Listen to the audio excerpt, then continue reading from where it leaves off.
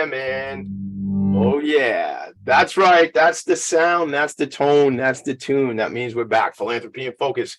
Back on another Friday morning, 2 flights up from the kitchen where I get my coffee and my dog Cheeto hangs out, all the way up to the attic just below the roof of the house. That's where they stash me. That's where we do the show. Do the show live every Friday morning, doing a couple things, helping nonprofit executive leadership tell their story and amplify their message. And how do you do that? With dramatic pauses like that. Like when you pause, when you call yourself the nonprofit sector connector, it's all about the drama with Tommy D. Like that movie. Remember that show Entourage? Michelle, remember Entourage? That show used to be on HBO. I did. I was a big fan. I was too. Johnny Drama was funny. I am not Tommy Drama, although sometimes I've been told I'm a bit extra, little dramatic maybe, but certainly extra. And I take that as a compliment. I think people meant it mean when they said, you're a bit extra. I go, well, thank you very much. I appreciate that. So every single week on this show, I do those two things. I meet with an executive leader. We help them tell their stories. We help them answer. You already heard from my friend, Michele Blondheim, who's here from the Aprio Foundation. Aprio from the Aprio Consulting and Accounting Group. We'll talk all about it. But Michele, before we do that, I'm going to rant for a minute or two. But I want to say to you, good morning. How are you? Hope you're well. Good morning. Happy to be here and happy Friday. Happy Friday. Happy Friday is right. It's funny. That was a thing back in the day that used to be like, I was like, why are we saying happy this, happy that, happy Monday, happy Tuesday? But I love when people say that now, because you know what, man, as you think about it and, maybe it's a thing and maybe it's a sign as we get a little older and things like that.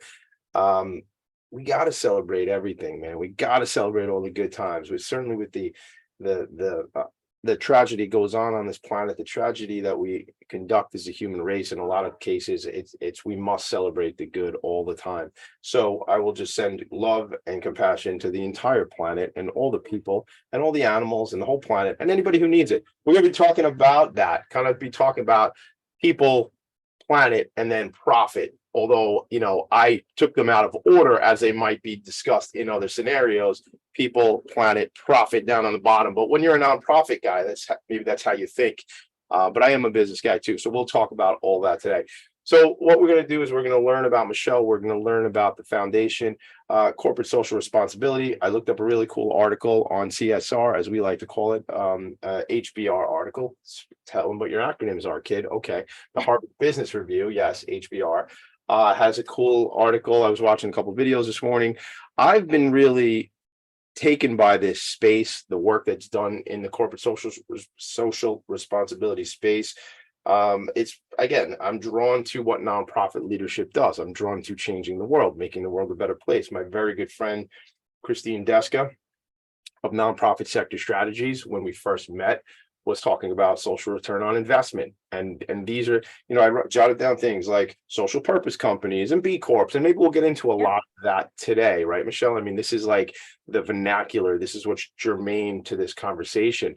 I think, to sum it up from a layman's perspective, you know what, gang? It ain't just about making money. It's about making the world a better place. It's about taking care of this one planet that we have. Although I did at 6:30 this morning watch a video on Joe Rogan of Elon continuing to talk about how we're going to populate Mars. I don't know. Not sure I don't think I have enough energy to stick around for when that's going to happen, but maybe my grandchildren will live on Mars. Anyway, that's not the point of the show, Tommy D. Get it back together. So, Michele, look, I want to learn as much as we can today. This is an incredible topic to talk about. It is a bit of a departure from a typical episode of Philanthropy and Focus, although the foundation itself is a nonprofit organization, correct? Yes. Yep. That is correct. Right. However, from a perspective, and we'll talk about this, correct me if I'm wrong now, but much less a programmatic organization, but more of a funder. Is that fair to say? Yeah, that's fair to say. And also I started my career in nonprofit leadership. So I'm very intimately familiar with how to run nonprofits, what it takes, so many hats that our nonprofit leaders wear. Yep. And then also how to connect with corporate. I mean, I transitioned to the corporate side of things, and now I lead CSR for the firm, as well as lead our foundation. But my background in nonprofit, I think, has really helped me throughout my CSR career to partner well and in meaningful ways that works for both corporate and nonprofit. Yeah, I think again, having that unique perspective and you could see from both lenses, I think is really what you said. It's this liaise position, right? In that what's better than I've been in your seat, I know what you do. I've been in your seat, I know what you do, and I'm in right in your helping. I don't know why this is coming up for me. I'm just gonna say it, but I don't remember the movie Office Space, but there was like this job where like, well, you take the order and then you give it to the salesperson. They're like, and then they were like, well, but you can't talk to salespeople because they don't know how to talk to these people. Anyway, the point of the matter is, isn't that what we're all doing is trying to communicate with each other, right? I'm trying to communicate right now. Maybe I'm not doing such a good job, but well, so I mean, to your point, I see where you're going with this. I think like with so many things, building community partnerships and relationships require trust and really establishing a strong connection with who you are trying to work with and partner with. And I do feel like, having been on the nonprofit side, when nonprofits come to us, whether they're asking for a CSR, more of a CSR sponsorship, or they're coming to us seeking for foundation funding, more in the pure philanthropy space. Yep. I do feel like having the background and coming from nonprofits and understanding what it takes to run the nonprofits and how important, for example, non-discretionary funds are to a nonprofit. Understanding that asking a nonprofit to put together, let's say, a volunteer program for 50 people is not something that's easily done and requires a lot of back-end work. I think that has helped me facilitate and build really strong community relationships and partnerships that are a win-win-win. I love that. And that's something that I always try to emphasize when I'm talking to nonprofit partners, is that we have to go in this with the win-win-win. A win for you as the nonprofit, a win for us as the firm, and a win for the community. I love and that. So we don't stop with just the win-win, right? It's the win-win-win. And when you are able to build such a back and forth kind of relationship with trust and respect and understanding, and I know their missions and values and goals, and they know my mission and values and goals, and what our business strategy is, and where they could help us amplify that, that's when we can get really creative on programming. There's one word that comes, thank you for all that. There's one word that comes out of that, and I'll use it in a second, but I want to go back, if we could. I want to go back to, we're establishing, I want to establish this context of what your background has been, where you've been, what you've done in different roles at different companies, Cox and otherwise.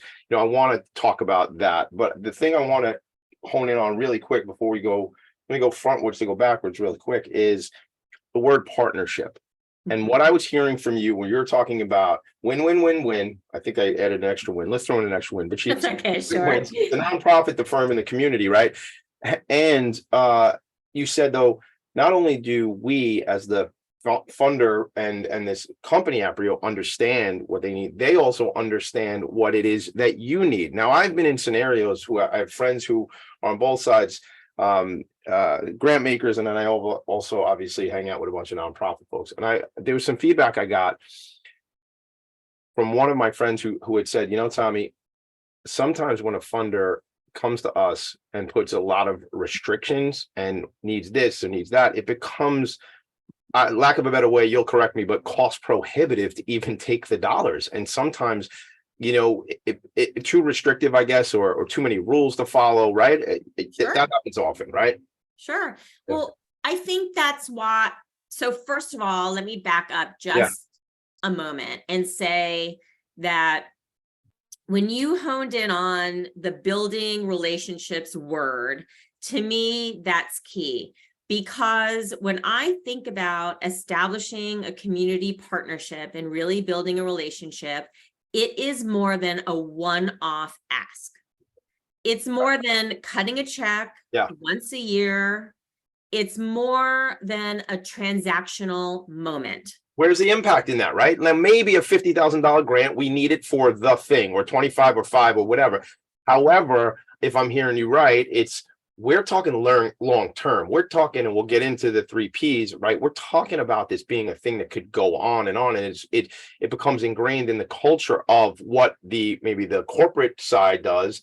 And then this is our corporate partner. This is our nonprofit partner. We play together. We, almost where who's who, a little bit of blurriness. Yes, and that requires time, that requires conversation, that requires listening and understanding, that requires both potential partners being open and candid about what they need and what they want and what they hope to create impact around and with.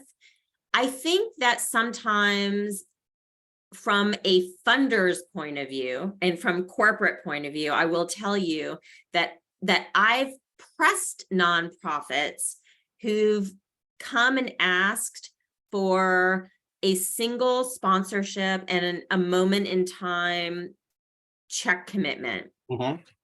Because that is so, again, transactional. And they're just the bare minimum of connectivity.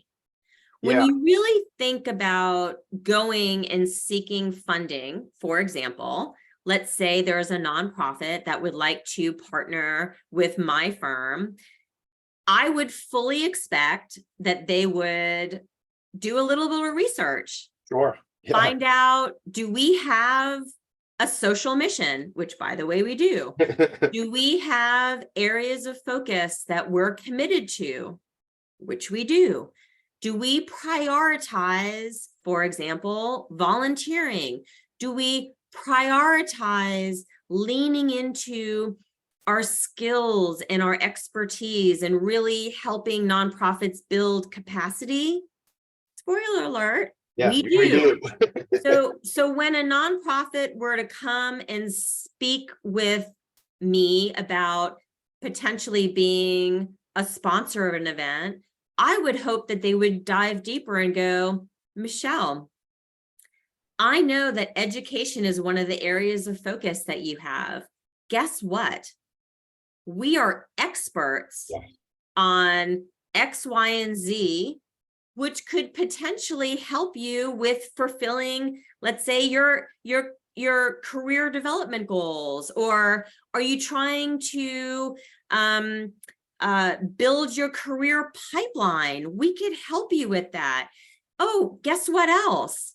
We are doing a webinar series on this and that. We'd love to offer it up to your team members to listen and learn, just to be a resource. Yes. Yeah. Those are great benefits that nonprofits could also bring and share to corporate. It's not always just an ask, but it's a give and take. And also, nonprofits should know their worth. Yes. You're amazing and super qualified and skilled, and they have the corporate sector can learn a lot and need a lot from our nonprofit partners.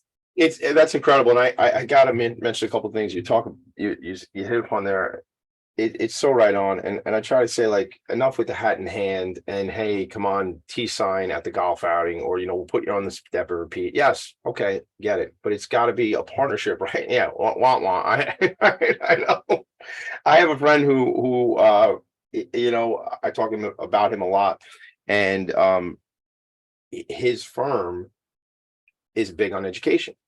And an organization called Book Fairies partnered up with his firm. And for every billable hour that firm does, it puts a book in the hands of a child who needs a book. I mean, it's like kind of a no-brainer, that one, right? But it's not a no-brainer. It's second, third level conversation. It has to be thoughtful. It seems like a no-brainer hindsight. But my friend Amy Zaslansky, who founded Book Fairies, made a direct connection and saw that. So it's about doing your research when you're looking to go to a funder, which we'll talk more about. There's another one quick point I want to make before we go to a quick break, and that would be I sit on the New York City Advisory Board for Best Buddies of New York. Best Buddies International, founded by Anthony Shriver Kennedy, creates friendships and relationships with on the adult level and certainly in the school level. And my family foundation, the Lindy Lou Foundation, has supported school programs of Best Buddies opening here on Long Island. And Best Buddies just had this educational diversity, equity, inclusion, but more like on, not more on the inclusion, but on the inclusion side of the IDD population. And they're bringing that out to educate employers on what that looks like for diversity in the workforce.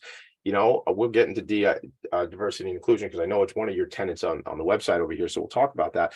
That to me, though, is what I heard you saying about what nonprofits can be partnering and giving back, that education thing. You know, like I think the last time they did this webinar and education series, there was like 700 people, I think, on there, if my numbers are right. And it was people, it was like not just here in the States, it was people international.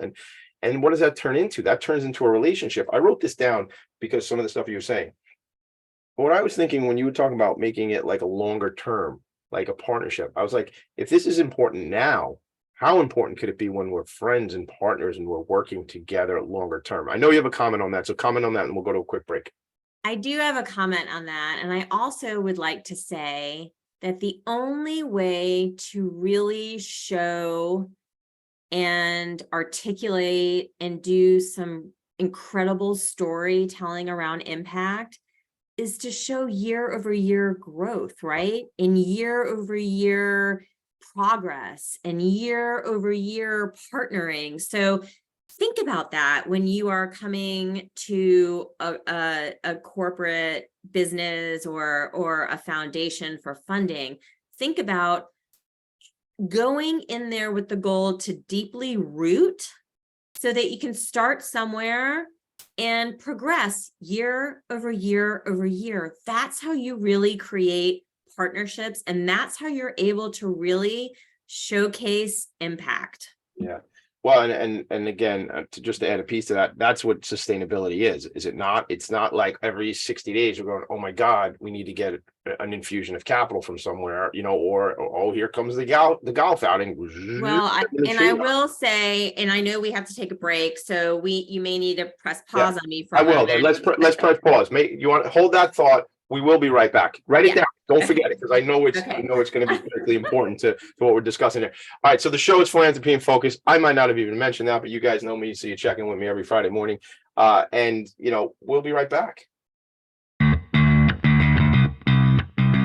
Are you a business owner? Do you want to be a business owner? Do you work with business owners? Hi, I'm Stephen Fry, your small and medium-sized business or SMB guy, and I'm the host of the new show, Always Friday. While I love to have fun on my show, we take those Friday feelings of freedom and clarity to discuss popular topics on the minds of SMBs today. Please join me and my various special guests on Friday at 11 a.m. on talkradio.nyc. Are you a high-achieving, growth-oriented leader? Are you interested in developing your authentic leadership while creating a healthy, inclusive workplace? Hi, I'm Dr. Mara Broncu, host of The Hard Skills on talkradio.nyc at 1 p.m. Eastern on Fridays, where we discuss how leaders develop the hard skills needed to make a greater impact. We interview experts, have live coaching, and tackle these challenges. Listen to The Hard Skills on Fridays at 1 p.m. Eastern on talkradio.nyc. What really drives success in business? Introducing Intangify, the show that explores the intangible assets that create value and growth. I'm Matthew Asbell, your host and an attorney focused on innovation. Join me Fridays at noon Eastern to discover how innovation, culture, and other intangibles shape thriving companies from startups to established businesses. We'll share strategies to unleash your business's true potential. Tune in live on talkradio.nyc Fridays at noon Eastern and Intangify your business today. You're listening to Talk Radio NYC. Uplift, educate, empower.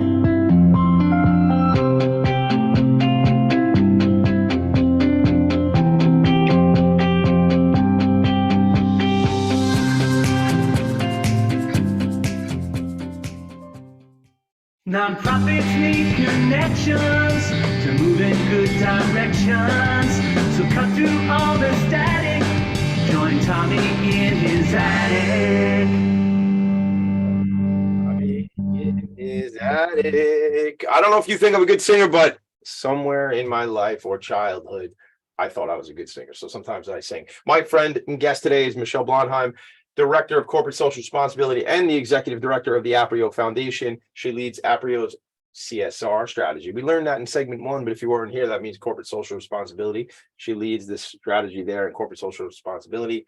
Philanthropy, one of my favorite words, although it's got its own fun. Philanthropy sometimes has some challenges in that word. Maybe we'll talk about that. And social impact initiatives. I looked at the website. We shared the website. If you're watching anywhere, if you're only listening, you would go to aprio.com and then you would look up their corporate citizenship angle there. There's a website directly for the foundation, right? Is that, or they get there through? No, it's embedded in About Us. Got it. We're sharing that. Yeah, and I actually shared like my specific link in our chat. Oh, you did? Okay. So just so that if anyone's interested. Yeah, we'll get that. I will get that out on some of the stuff while you and I are talking. So what I'd like to do is, I know you had something you wanted to say right before the break, but I feel like I really want you to tell us who you are, your story, your background too. So you decide, it's like a game show. You decide how you want to play. You could pass or play. Well, you're playing either way, but you decide which one you want to go with first, and then we'll do the second one second. How's that sound? Okay, perfect. All right. So tell me, do you want to tell me your background, or do you want to go ahead and finish the thought we had right before the break? I almost feel like I need to finish this thought because it's gonna drive me crazy. It's your show. I told you. That's how my brain works. This is your show. I'm just here.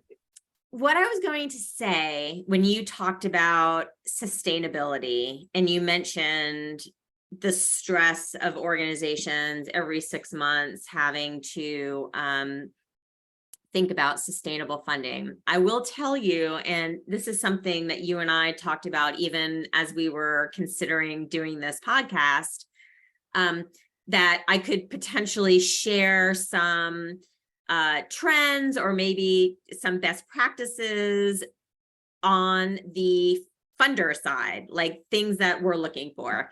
And I will tell you that one of the questions that we ask of any potential grantee is, who are you collaborating with?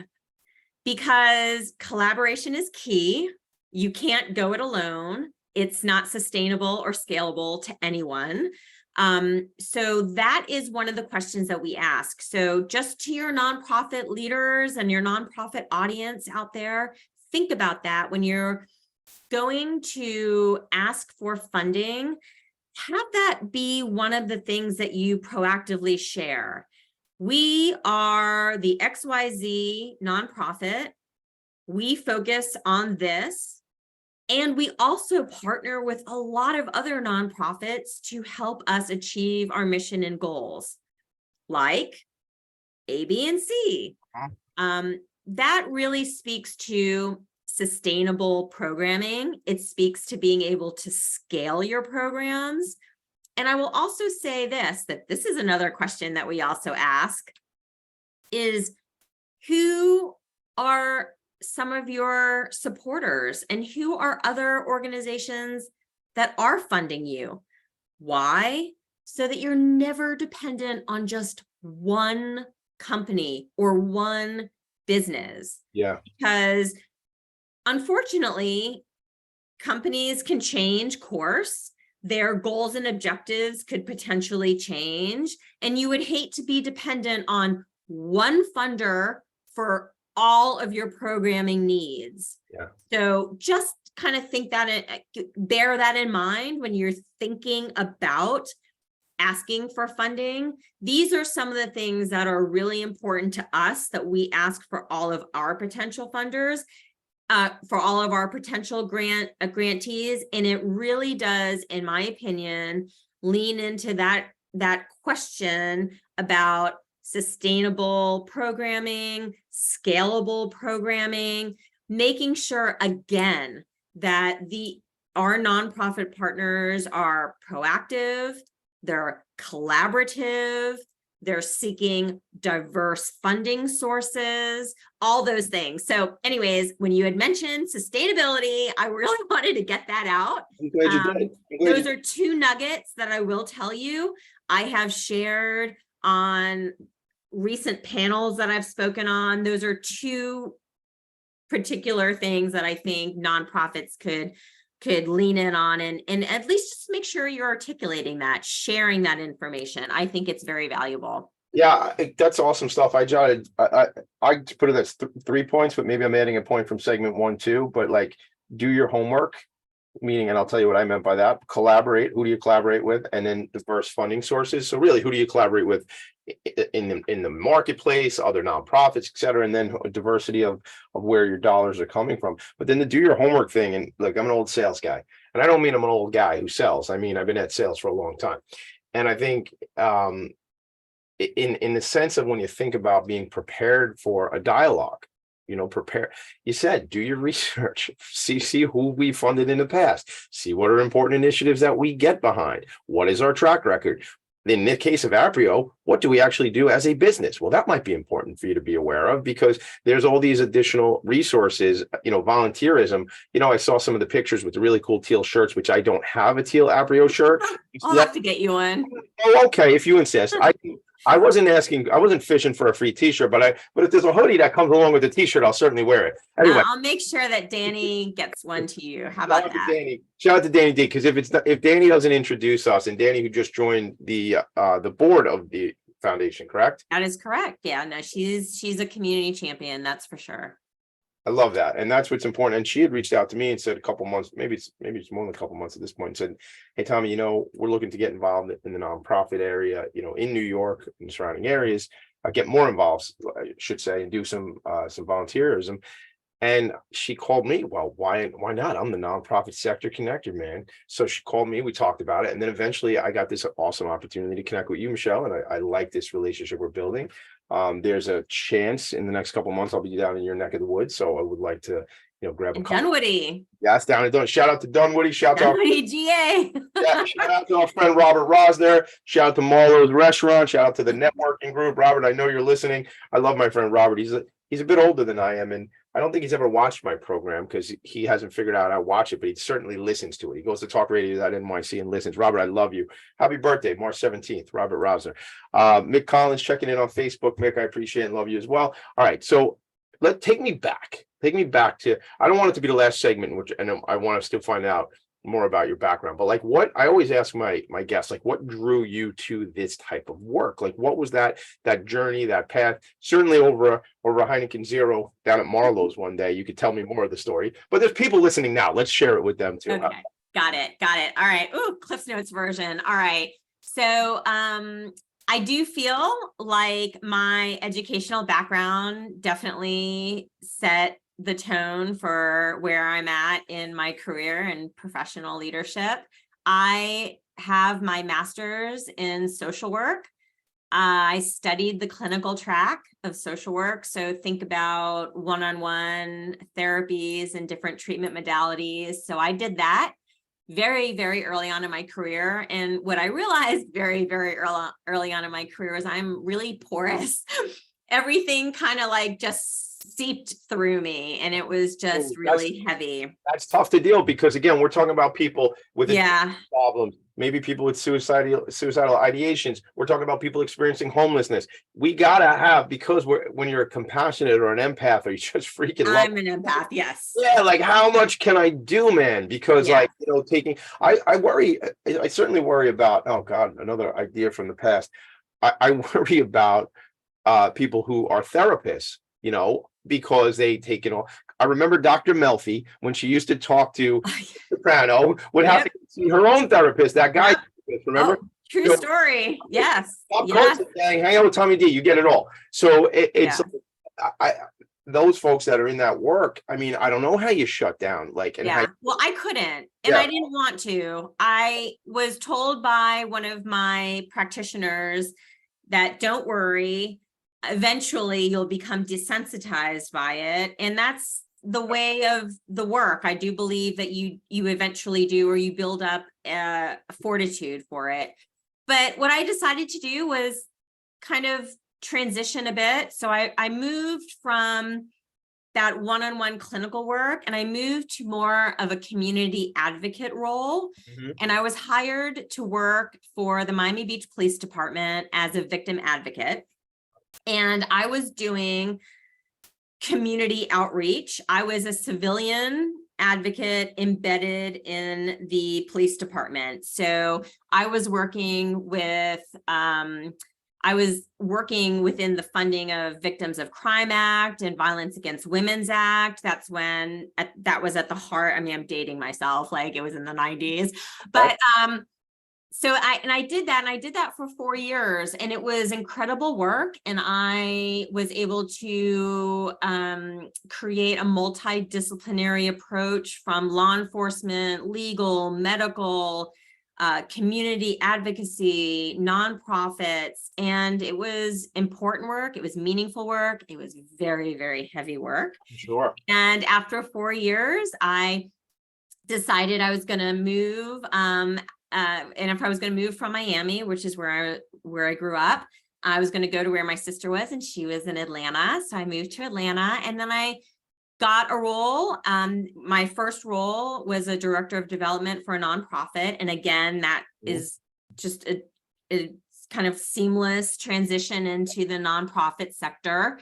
I did all things development, which, as you know, is fundraising, which, as you know, is building corporate relationships and creating connections. And, as with all nonprofits, I wore a lot of hats. Yep. So I also helped with events, and I helped with volunteerism, and I did the grant writing, and I like all these things. I worked with our board.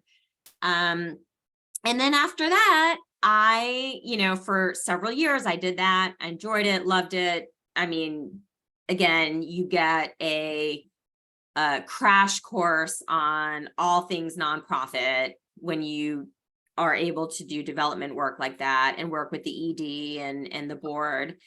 And then I took my first role in corporate, and I was hired as a community relations coordinator.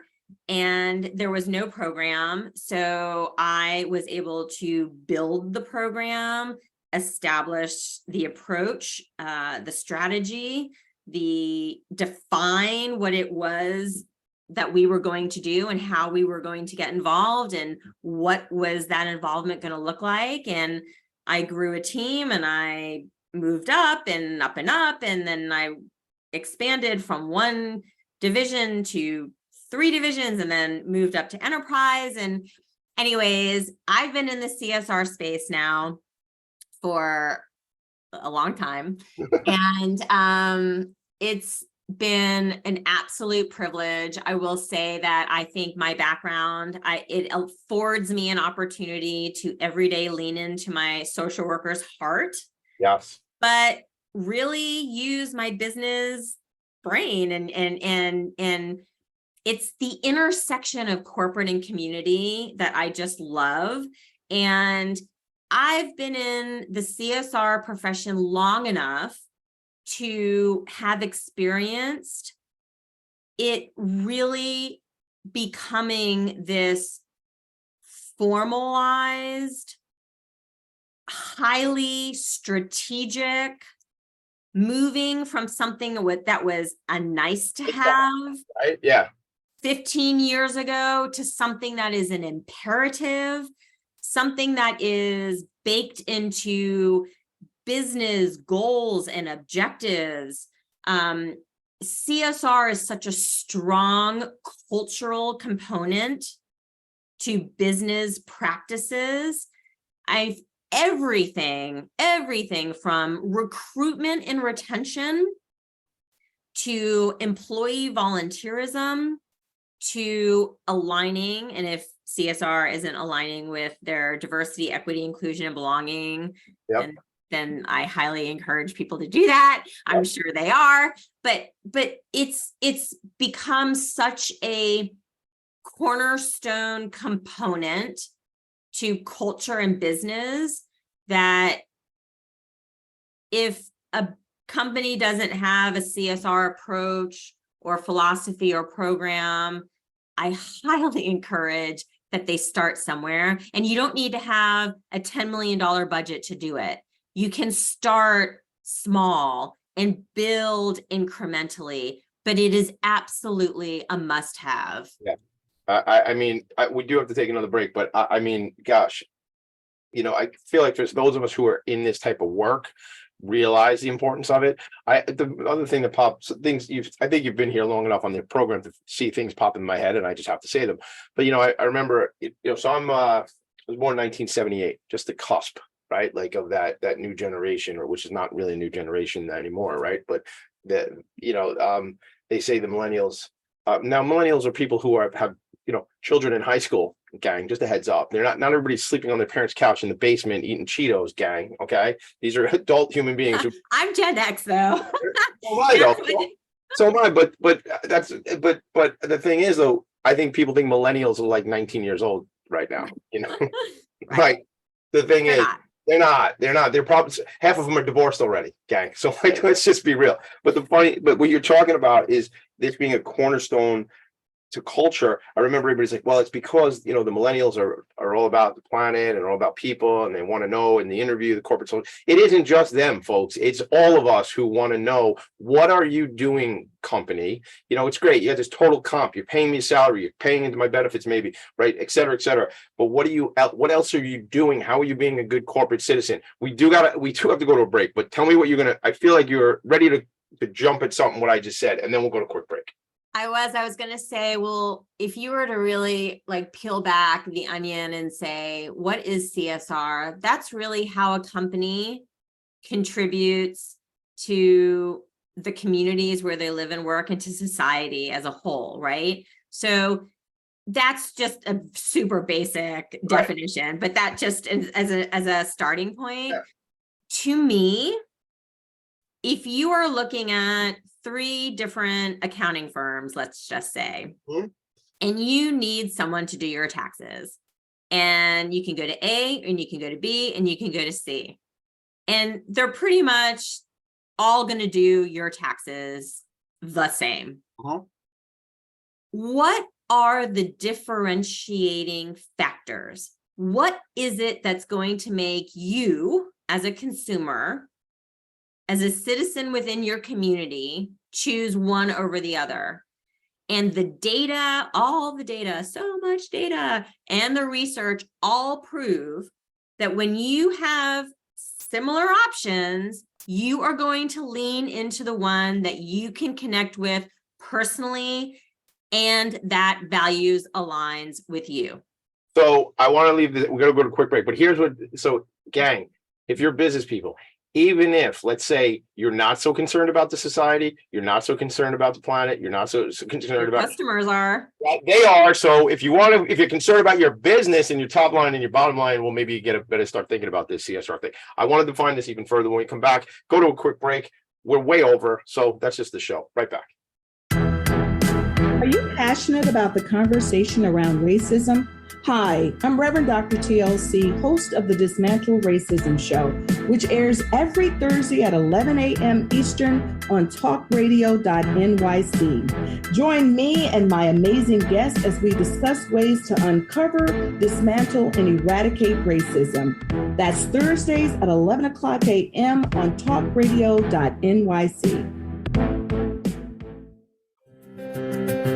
In a post-COVID world, you may have many unanswered questions regarding your health. Are you looking to live a healthier lifestyle? Do you have a desire to learn more about mental health and enhance your quality of life? Or do you just want to participate in self-understanding and awareness? I'm Frank R. Harrison, host of Frank About Health, and each Thursday, I will tackle these questions and work to enlighten you. Tune in every Thursday at 5 p.m. on talkradio.nyc, and I will be frank about health to advocate for all of us.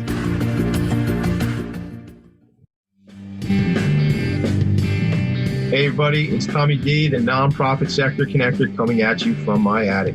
Each week here on talkradio.nyc, I host the program Philanthropy and Phocus. Nonprofits impact us each and every day, and it's my focus to help them amplify their message and tell their story. Listen each week at 10 a.m. Eastern Standard Time until 11 a.m. Eastern Standard Time, right here on talkradio.nyc.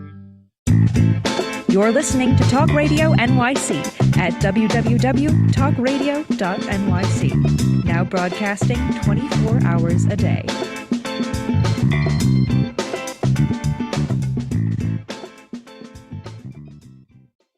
Nonprofits need connections to move in good directions. So cut through all the static. Join Tommy in his attic. Are back. I am such a bad radio show host today because I am just so enthused about this topic and my guest that I am totally missing all my cues and all my marks. Sorry, Logan. Thanks for being there, my brother. All right, corporate social responsibility. Let's define it a little more. I mean, it's the idea that a business has the responsibility to the society that exists around it. That's according to sustainable business strategy, and I'm pulling that off of the Harvard Business Review. There's a lot there. There's some videos there and stuff like that. Let's talk about the triple bottom line if we could, and what that really means, Michele, and how, from your perspective. And then I have questions, and we'll probably go into another break at some point soon, and then we'll come back with the questions because I want to know.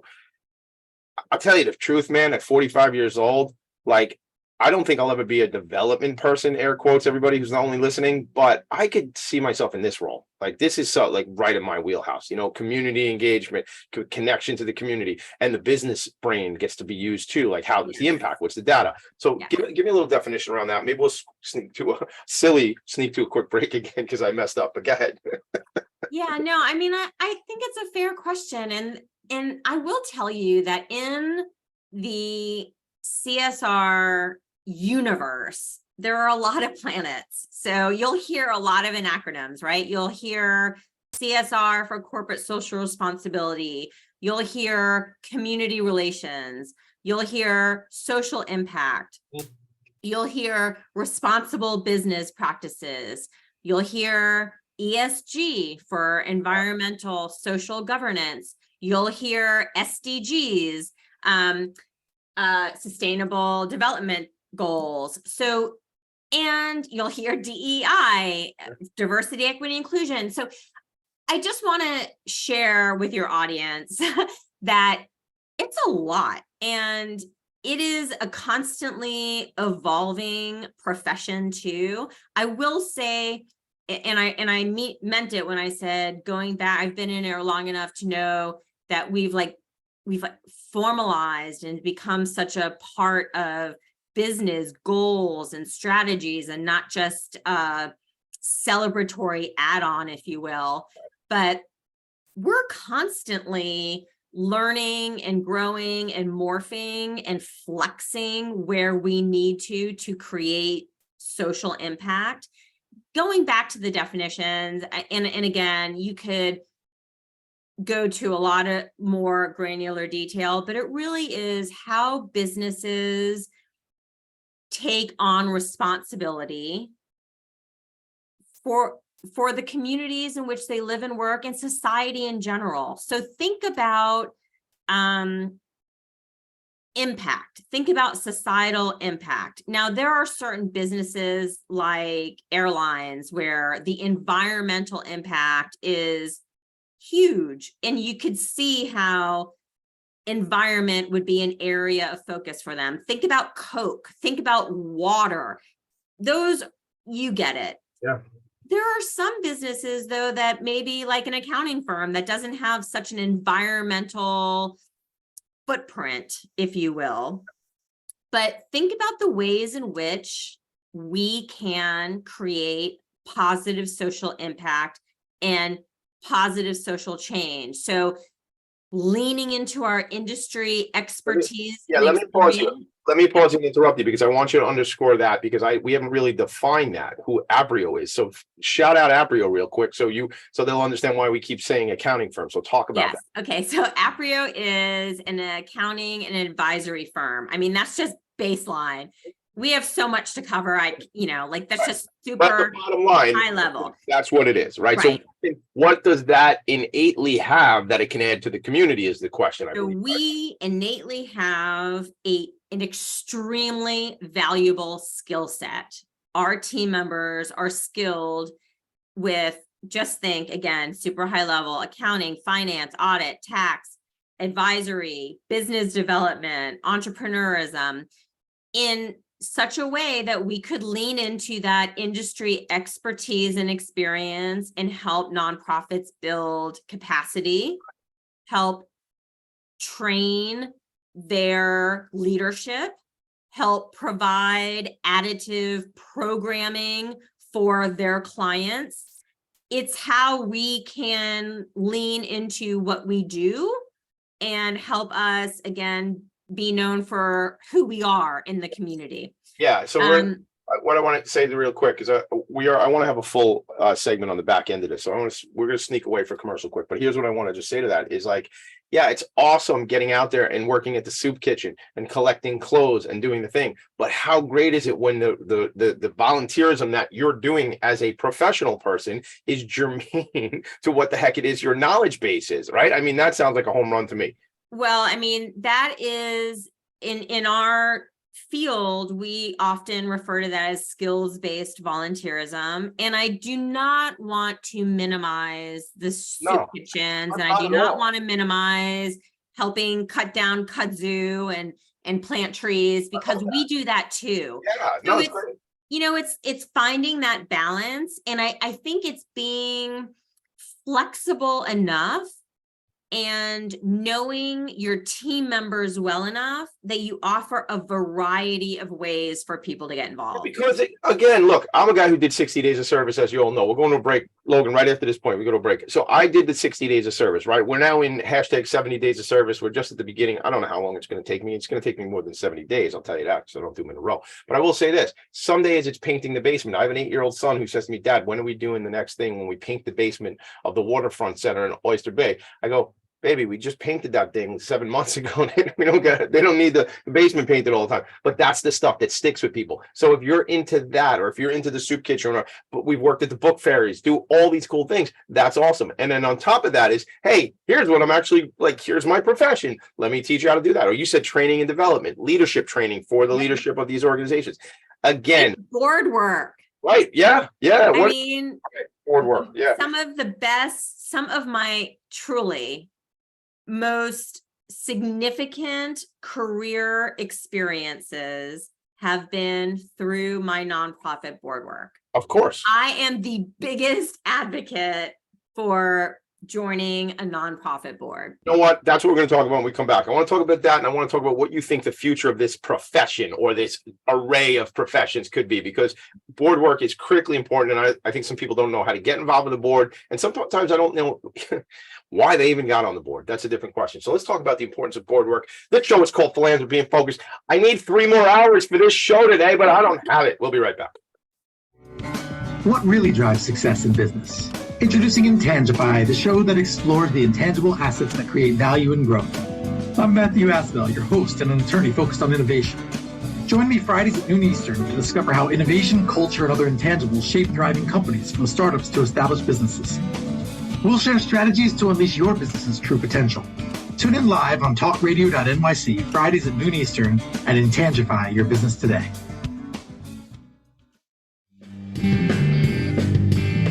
Hey everybody, it's Tommy D, the nonprofit sector connector, coming at you from my attic. Each week here on talkradio.nyc, I host the program Philanthropy and Focus. Nonprofits impact us each and every day, and it's my focus to help them amplify their message and tell their story. Listen each week at 10 a.m. Eastern Standard Time until 11 a.m. Eastern Standard Time, right here on talkradio.nyc. Are you a conscious co-creator? Are you on a quest to raise your vibration and your consciousness? I'm Sam Leibowitz, your conscious consultant, and on my show, The Conscious Consultant Hour, Awakening Humanity, we will touch upon all these topics and more. Listen live at our new time on Thursdays at 12 noon Eastern Time. That's The Conscious Consultant Hour, Awakening Humanity, Thursdays 12 noon on talkradio.nyc. You're listening to Talk Radio NYC at www.talkradio.nyc. Now broadcasting 24 hours a day.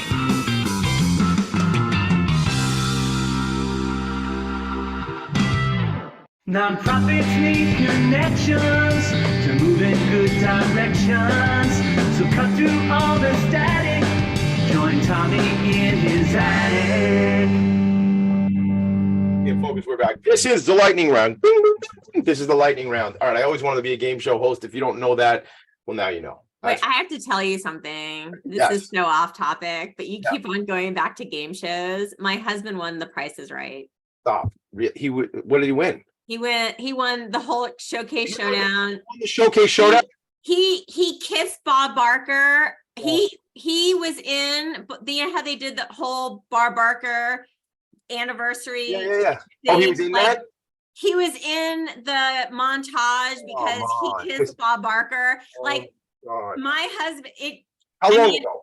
He says marrying me and having kids are like the top things in his life, and that was the third. But honestly, I don't believe him. I think winning it was so first of all, I mean, you see my personality. I would be battling with Bob Barker. You and my husband would get along so great. I'm happy to be at Marlowe's in Dunwoody. Marlowe's is not a sponsor of this show, but they're getting a whole lot of credit today. But anyway, that's what we'll have to hang out. But I would be like, Bob, listen, why don't you take an hour off? I'm going to take the microphone. I would asked him before the end of the show if he could say, have your pets spayed and neutered, and he did. He let him do it. Stop it. So we have another show that I do. It's called the Professionals and Animal Lovers Show. And we have on that program, we had something called the Compassion Awards. And one of the awards that we give out is called the Bob Barker Award. And this is before Bob had passed, So, oh my God, can't wait to talk to your husband about that. That is so fun. I used to be a big Family Feud guy, Ray Combs, and the guy Richard Dawson before Ray Combs. Listen, different generation, but Richard Dawson would walk down the street, give all the women a kiss as he's walking down, give everybody lollipops, a different generation of time. God almighty, just a different world. But there was that thing about the game show host, man. What a pisser, what a fun game to have. And when I was a kid, there was this game we had. There goes the show, by the way. When I was a kid, there was this guy, Mr. Game Show, and he was this hard plastic guy, and he would I'll find it. Mick Collins, find Mr. Game Show, put it on Facebook. And it was and he would play a game, and also Guy Smiley. I used to look up the Guy Smiley on Sesame Street. This is who I've themed my life after. Ray Combs tragically took his own life, but Ray Combs, certainly Pat Sajak, who was the champion of it all. I like Jeopardy guy. What's his name? He passed away. Oh my God. Oh yes. Oh God, I can picture him. This is what's wrong. We'll figure it out. I'm sure Mick Collins already put it on Facebook, but so the thing is, let's get back into this because we're gone. It'll come to me. I'll Google it while you're telling stories. How about that? What do you think is? Talk about boards. Tell me about boards. Not Pat Sajak is popping around in my head, and I know that's not our answer. Jeopardy. Now it's Blossom is the host. We got derailed. We're So derailed. derailed. Alex Trebek. And he comes out and Oh, how could we forget him? This is why it's so good that this is my show and nobody tells me about how it gets sold. Because this is okay. Now I can move on to boardroom. Now I can move on. Gang, if you didn't know, your boy's got the ADHD. I'm trying to beat it, but I got it. Someone sneezed on me. That's how I got it. All right, so let's jump into board and what is the future of CSR from your perspective? I don't know. That's loaded. From your what do you think? Where do we go from here? It's obviously important. The data shows it. So that kind of thing. Okay, so let me just do a plug in for nonprofit board work. And I want to start by saying that I joined my first nonprofit board when I was a senior manager and an individual contributor. I didn't have a team and I wasn't senior leadership. And I just want to put that out there because when you are seeking board members, I really encourage nonprofits to go with a mindset of will over skill in some of these cases. Yeah.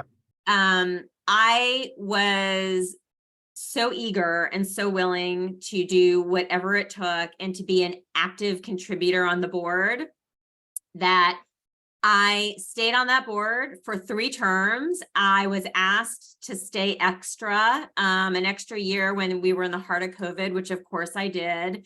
I led 3 different committees. I helped rebrand the nonprofit. I helped do a national executive search for our executive director, who's awesome. So I just want to put that out there, that when you go and are looking for a nonprofit, or if you have an audience member thinking, well, I'd love to be on a nonprofit board, but I don't think I have enough experience, don't put up those barriers to yourself.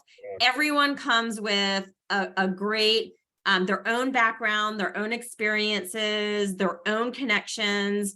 What I lacked in at the time, what I may have lacked in title, I had in enthusiasm, connections, and a willingness. So nonprofit board work is where it's at. That's all I've got to say. I love it. Hashtag will over skill. I just put that out there. So don't get caught up in the VP of such and such gang. Right. There are plenty of people that That's are correct. at different levels in organizations that can be a real support and boon to your organization.